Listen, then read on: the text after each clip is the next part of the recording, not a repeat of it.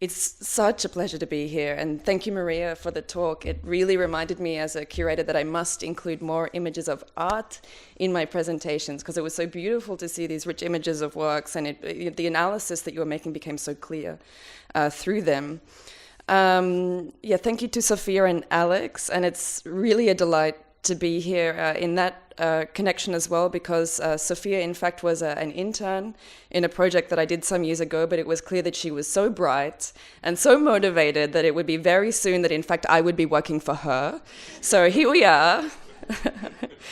I must also acknowledge that this body of research also occurs within a supervisorial arrangement with the Monash University and also with Denise Ferreira da Silva, who's not much cited in the paper, but who's very important for the work. Yes, I also realized that in the beginning of the program, kind of the scales fell from my eyes, and I was like, Sophia has framed me, because I realized as Professor Sousa Santos sort of spoke that I'm covering so much of the same territory, and my research focus is the frontier. And if you hold in one hand the frontier and in other the line of the abyss in the other, then I don't know what you have so much different between them. So if you are sitting in the room and you are thinking like, this is kind of like what the professor said, but less charming, then blame Sophia, because she has put me in this position. So it's the end of the day, and I will try to be relatively swift and energetic with what is a fairly heavy body of analysis that it sort of attempts to zoom out and ask this question of what is the frame, really? What are these frames? In pursuit of sort of seeking really tactical responses to them, such as with the movements that the professors mentioned. So the paper, in particular, will undertake an exposition of the modern European category of the natural, given as that which is proper to divine providence, and yet which is also different from the human within the theological Christian tradition. So this will chiefly be achieved by examining the tactical emergence across the 1500s and 1600s of natural law, as a European artifact of the colonial encounter. If I talk too quickly in English, please be welcome to wave to me as well. That's quite an Australian issue, so I will try to pace myself. In particular, attention will be dedicated to the commercial turn within natural law that was inaugurated by Dutch statesman and scholar Hugo Grotius, or Hugo de Groot, in his transposition of the late scholastics' oikosistic or social inscription of natural law that had been developed as a critique of the atrocities of the Spanish Empire in the New World of the Americas. The argument of the paper does not so much point to the American and Pacific theaters as the emergence of natural law in order to gain insight into the patrimonial entity of the market nation state, although Grotius's texts are intrinsic to the formation of the Republic, and although both the belatedness and the inherently non-European footprint of these European institutions are of note, that is not the focus of this paper. The question at hand, being in the context of art, and in the light of the art and research project Frontier Imaginaries, is the ethico-aesthetic concern of the governance of the natural, organized as a paradoxical push and pull between the legitimate opacity of trademarking as monopoly propriety, like ownership, and the liquidity of exchange, figured as transparency and enforced access, to cite Grotius as co-pandal met force, or trade supported by force of arms. So as I've mentioned, the paper is prepared in the context of a forthcoming Frontier Imaginaries exhibition at the Van Abbe Museum, and against the backdrop of 4 existing Frontier Imaginaries editions over 2016 and 2017. The project commenced in Brisbane with an edition on the theme of the frontier and the exhibitions No Longer at Ease and the Life of Lines. It then progressed on to take place in occupied Palestine as the 7th Jerusalem show with the Al-Mamel Foundation under the theme of return and with an exhibition title of Before and After Origins. The 3rd edition took place as a series of live presentations on the theme of the asset, culminating in Manhattan in New York with a 5-day program titled Toxic Assets. The 4th edition took place as a gathering of freelance curators in Amsterdam, investigating working conditions under the title Humans of the Institution. And the forthcoming 5th edition, coming this April, will take place in Eindhoven at the Van Abbe Museum in the Netherlands under the title of Trademarkings. And when I was sort of expressing the frustration of trying to negotiate participatory budgets with museums, I must say that I'm enormously lucky to be in the Netherlands and to have access with the Van Abbe Museum, who are rarely willing among museums to take truly bold and radical proposals seriously. So commencing from Brisbane, Frontier Imaginaries was established in a context that was defined by the stacked and intimate relations of the settler colony. And it's been very interesting for me today being in this room and being within a Portuguese space, because my formation and the formation of this project really arises through the settler colonial space of Australia, which is part of the late British Empire, which is another formation. And being within this space kind of challenges some of the assumptions that underpin my work. So the 2nd edition then took place in Jerusalem, again, context of the settler colony, however, within a setting that dramatized the narrativization of claims to entitlement and futurity, particularly by mobilizing figures of the past, both historical and in stories of religion across the major monotheisms and in folklore. In pivoting through New York, the dialogues and critical concepts that had been wrought through Frontier Imaginaries were placed under this duress of a location that was at once organized as a settler colony and yet also foundationally marked by the relations of merchant colonization. And of course, with the 4th and 5th editions of Frontier Imaginaries in the Netherlands, this has intensified. So in the light of this process, I would like to invite you into the foyer of the Van Abbe Museum in order to encounter 2 architectural features and artistic cornerstones of the museum's edifice that may serve as motifs to guide the thinking that I'll propose. So through the convention of the white cube, of course, as I think Maria's really discussed very well, the late modern museum performs a Kantian ideal of universalism and objective neutrality, so the pure reason of the 1800s. However, here in the foyer of the museum that was opened in 1936, and at the threshold of its inside and outside, there are 2 artifacts indicating that the politics of the pre-industrial and early modern remain not just in the room, but within the walls themselves. So this is a slightly wrong edition of the PowerPoint, unfortunately. I'm just going to skip forward. Good. So the first is a piece of heraldic masonry featuring a lion, rampant, standing in profile with its forepaws raised. As a legendary and supreme predator, the lion is a common charge within European heraldry.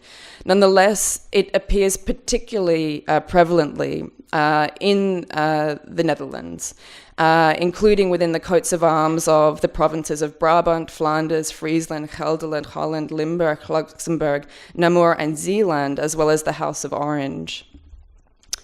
A figurative mapping of the landmass of the 17 provinces imagined as a lion, emerged as a popular cipher of the unity, and as a proper cipher of unity and as a propaganda tool amid the 80 years Dutch War of Independence from Habsburg Spain.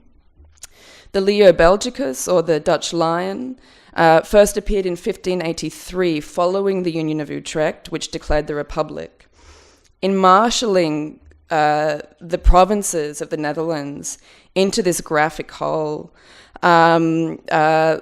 something is dramatized, which is one of the core efforts and innovations of the Republic, being its unprecedented achievement of convincing these separate provinces to unite under a common national cause to arms beyond the defense of their sovereign counties and without the figurehead of a crown. So we're going to go back now a little bit. There we are. So you can kind of see that in the end of the hallway there's a fresco, and this is how it looks. So the second feature is a fresco produced in 1936 by the Dutch artist Dirk Nijland. Born in 1881 amid a belated industrial era in the Netherlands, Nijland's work turned repeatedly to the sea islands and estuarine terrain of the southern province of Zeeland. While a title for the work isn't available within the museum archive, a pamphlet that inaugurates the museum in 1936 cites the fresco as an invocation of the element of water, conflating the principle of water with the entity of a forbidding, uncontrollable, and uncontainable sea. As an allegory of Dutch modernity, the lion and the sea couple and reside in a mise en abîme of paradoxical relays. Having established itself through the Union of Utrecht in 1578, the Republic's merchants were quick to stage a voyage to the Indies based upon maps obtained through industrial espionage with the Portuguese. As we will see, it was in this conjunction, in fact in Singapore, that the Dutch advanced the ever since abiding principle of the free seas, or of pelagic, which simply means not touching the side, realms, beyond the jurisdiction of property itself, called into being as a defense of Dutch claims to trade in the properties of the spice emporia. Under the sign of Fortuna, these free seas, however, are not vessels of aquatic translucence, but they are an opaque expanse of pure risk and of total indiscernibility. The mythic beast of the predatory republic, on the other hand, while fully solid and bounded, is also fully discernible. In practice, it's also fully handled. Its mane, its haunches, its flanks, and its girth were hauled together from brackish wetlands to create the famous polder of the Netherlands. So the predatory Netherlands, in the figure of the lion, is a plastic, malleable formation emerging from the buttressing of exactly the proprietary, unlimitable entity of the sea. Among the benign early 20th century brickwork, then, of the Van Abbe Museum, the foyer echoes with the chimera of Dutch territorial and maritime modernity, irreconcilable parts boundedness and boundlessness. So the next part of the paper, which is in 3 parts, so I'm just going to skip through until we get there, is called the fourfold articulation. I'm going to take a quick drip of water.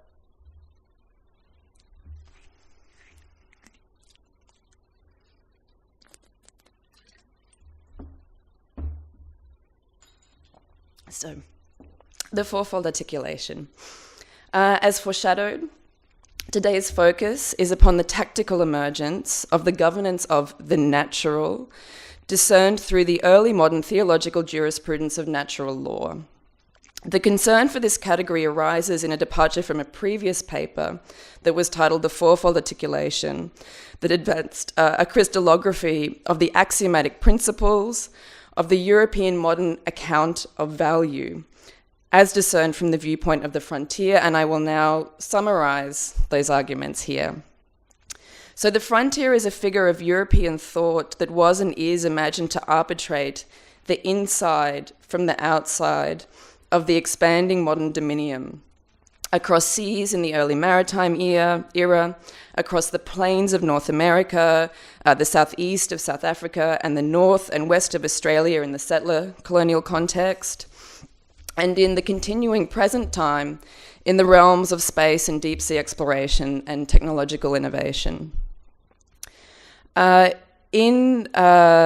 morphology of the frontier is of surface and contact, beyond the threshold of which is the outside of knowability, exchangeability, the grace of God, and history. As a spatio-temporal figure, so something that sort of orients, the frontier figures as a horizon of progress, It augments divine providence and destiny with a materialist engine, guiding the global rollout of the European modern spirit of possession.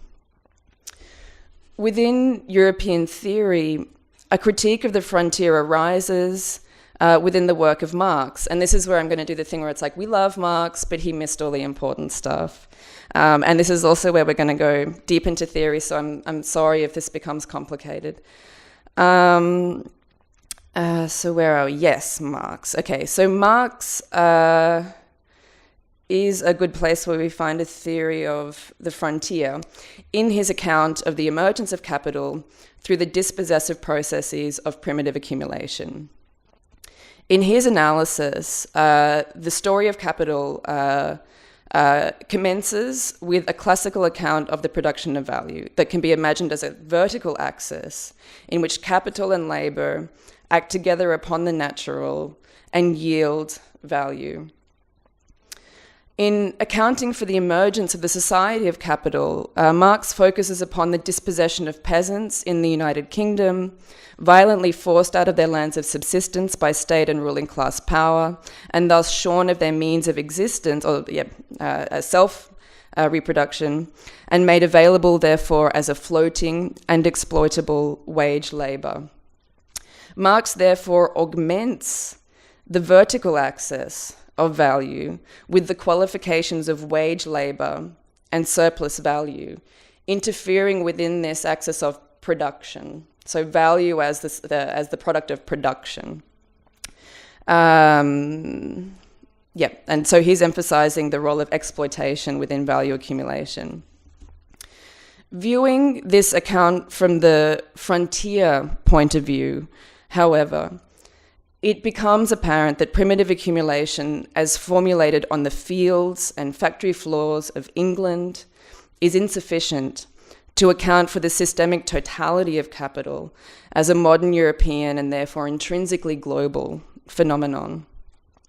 A recent body of theory revisiting the terms of primitive accumulation has made strides in exposing the operationality of European dominion at its limits, yielding a further series of categorical terms within the diagram of value. In Caliban and the Witch, Silvia Frederici has demonstrated the violence and atrocities of early modern witch hunts across France and the Low Countries to be a marker of the dispossessive force applied to peasant women in rendering the governance of the female as a category naturalized to be of no value, to be indeed not human, and therefore subject to the laws of possession as property.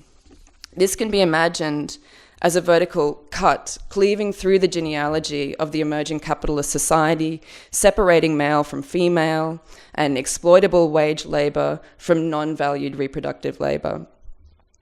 Denise Ferreira da Silva and Fred Moten, among other scholars, have pointed to another aporia within the theory of value, in particular the prices of cotton upon which Marx built the analysis of capital, and the absence of an account of the value of the enslaved labor required to produce that commodity. They and others thereby reveal the governance of the racial as another category of no value, indeed of non-humanity, that may also be traded upon as commodity. This can be imagined as a horizontal cut across the kinship of the capitalist society, naturalizing a separation of the properly European subjects of value from the non-European objects of commoditization.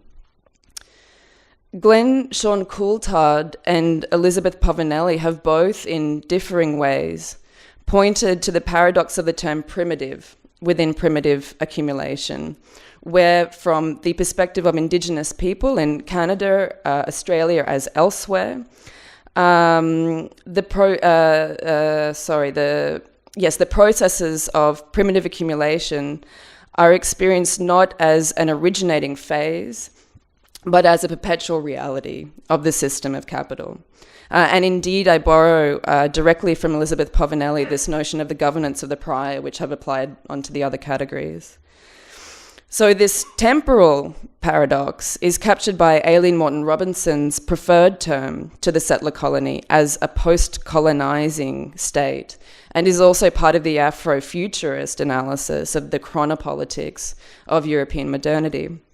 The governance of the prior may then be imagined as a temporal cut transversely across the society of capital, cleaving the social body of modern progress from that which is primitive and not even coexisting within the time of modernity.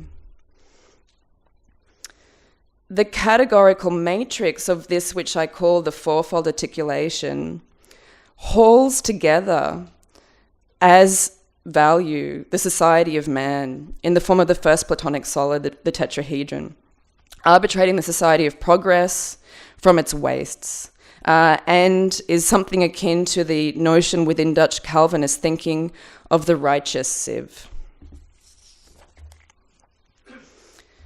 These three categories of difference are the core differences that are yet different from each other, and are concealed in the classical and Marxian historical materialist account within the category of the natural, being that of the non-human, either non-human because of being divine of the will of nature, or after disenchantment as profane and disenchanted matter of nature. So this slide will take us into the third part of the paper, which is called Ius Predae, or the justice of the predator. The controversy surrounding the modern European emergence of natural law that occurred as a conjunction of piracy, Pacific Asian affairs, the rule of or over the seas, and the matter of truce in Atlantic Europe hinges upon one fundamental question: whether or not maritime trade could be seen to be so fundamental to the nature of humankind as to be in accord with divine will and thereby the law of nature. The foundational text upon which this problem is addressed is Mare Liberum of Hugo Grotius, and when one considers that it was commissioned by the Zeeland Chamber of the Dutch East India Company, the VOC, it is no surprise that Grotius both posed the problem in this way and then resolutely found in the affirmative. The full title of the text is Mare Liberum, and please excuse my entirely lacking Latin. Mare Liberum sive de jure Batavis competit ad indiciana commercia dissertation, the free seas, or a dissertation on the right that belongs to the Dutch to engage in the Indies trade. The text was published anonymously in 1609 in an effort to influence the outcomes of negotiations with Habsburg Spain that were to form the 12 Years' Truce, anticipating the recognition of the rebel republic within the Treaty of Westphalia, which may be considered the first time that it could obtain what we call international recognition. Commenced in 1603, Mare Liberum was originally one chapter of a much larger treatise, A Jure Predae Commentaris, Commentary on the Law of Booty. And as a segment within this broader setting, Mare Liberum hones in quite forensically upon the seizure by the VOC under Admiral Heemskerk of a Portuguese carrack, the Santa Catarina, that occurred within the waterways between Singapore and Johor.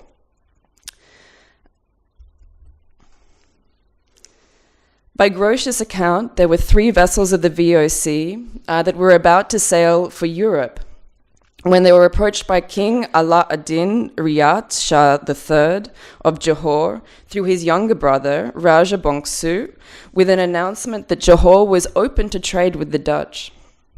Receiving this news, according to Grotius, the Portuguese Estadio de India sent its own emissary to the king, seeking to dissuade their engagement with the Dutch and threatening war if they proceeded. According to Grotius, the King of Johor rebuffed the Portuguese, who, equipped with 3 warships and 4 or 5 foists, then ravaged settlements along the coast of Johor, massacring civilians and laying siege to the capital city.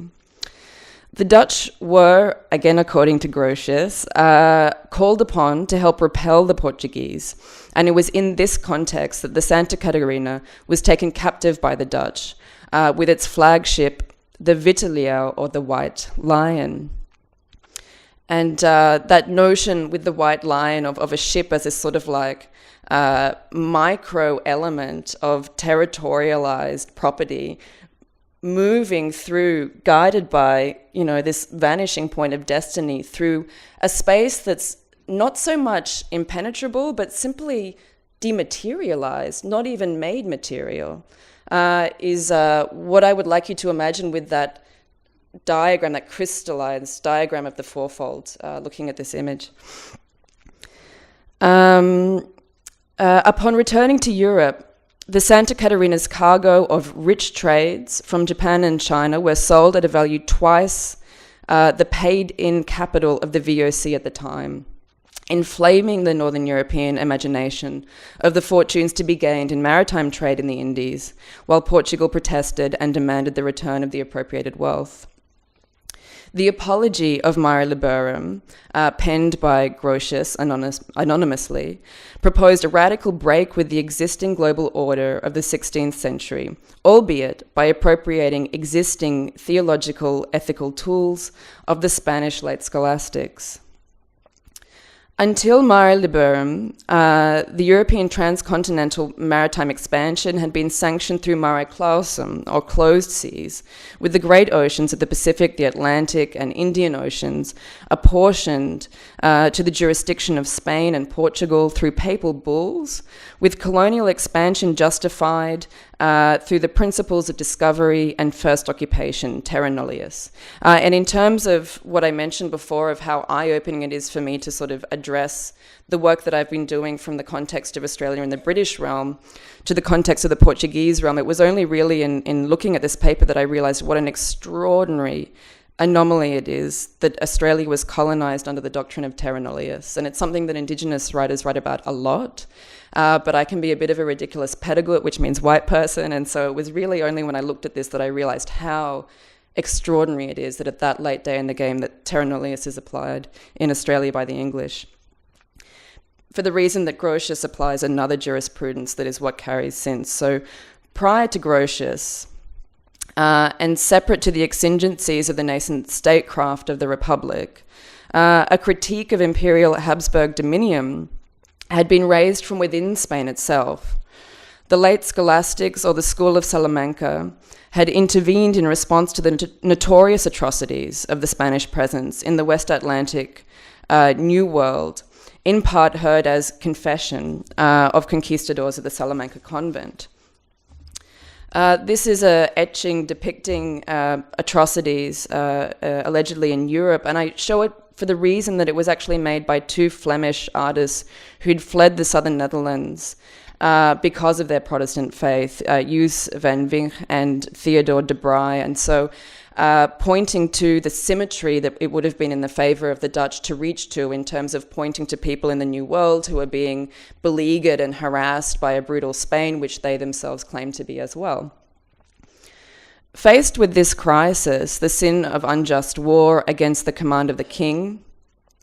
On the one hand, for Vittoria, there's these atrocities happening which are clearly beyond the realm of just war. On the other hand, the voyages have been authorized by the king and therefore are acting upon the divine will as well.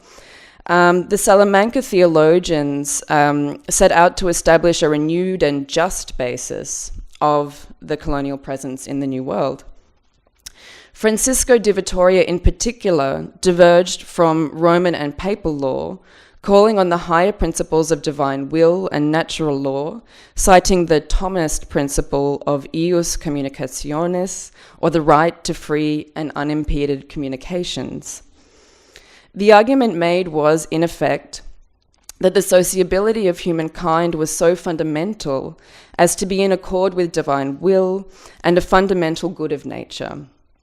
Vittoria, particularly in his Relaciones in 1557 and 1564, construed this innate sociability as a right of the Spanish to evangelize in the New World, acting with benevolence to include into God's grace non-believers who dwelt without benefit of the gospel. In doing so, by Vittoria's reason, The Spaniards would have benefit of common goods, res communitas, also given under natural law, and would have the right to wage public war if they were in any way obstructed in this mission. Grotius' contribution does not fundamentally alter this basic theological apparatus. He was, after all, in the first instance, a statesman and in fact formally trained, and not in fact formally trained in jurisprudence, having received a doctoral degree in ecclesiastical and civil law at the age of 15 from the University of Orleans in France, where it appears that he actually spent little time, and it is speculated by historians that this degree was purchased through family or political connections. Grotius' principal innovation was to sharpen and commercialize Vittoria's principle of sociality, and thereby endow it with the mercantile imperative of trade, with the violence of just war as its backing. His argument, in effect, was that trade is such a fundamental character of humankind that it is in accord with God's will that the Dutch should have passage over the free seas to the Indies, where they should have free access to emporia, fortified with the right to public war wherever this was obstructed. On this basis, the Netherlands and the VOC went on to establish a trade empire through treaty and mutual assistance in a radical departure from the Iberian system of first discovery, terra nullius, and papal bull. From the outset of its maritime empire, the Netherlands insisted upon the right to just war in establishing its claims, as witnessed by the case of Santa Catarina. Grotius insisted that arms were the ultimate guarantor of free trade, and by recognizing the full sovereignty of the Asian state of Johor in order to form an armed alliance, that free trade could be facilitated. From the perspective of the East Indies, however, this warring imperative would soon be deployed not against the Portuguese, but upon their own domains, through the strict enforcement of pacta sunt servanda, or contracts must be honoured. The governance of the natural, therefore, within the regime of natural law as it was established in the 1500s, and as it has been globalized to form the international system of the present, is a prerogative of predatory private trade interests supported with the full might of a state recruited for that purpose. It must be remembered that the VOC was originally a group of 7 or so companies who in fact called upon the States General to provide the conditions and guarantees to secure their business. So the merchants recruited the state against the neoclassical doctrine that commerce prefers a small state and no state intervention. Trade supported by force of arms, by another term, is not more than plunder, after all. This calls to address the vertical axiom of modern European value through production with a horizontal axis of trade, viewing each of these categories, the female, the racial, and the prior, as subjects of plunder, so trade without compensation. And also to address the larger critic of modes of exchange, as raised recently by Kojin Karatani. But that is for another paper.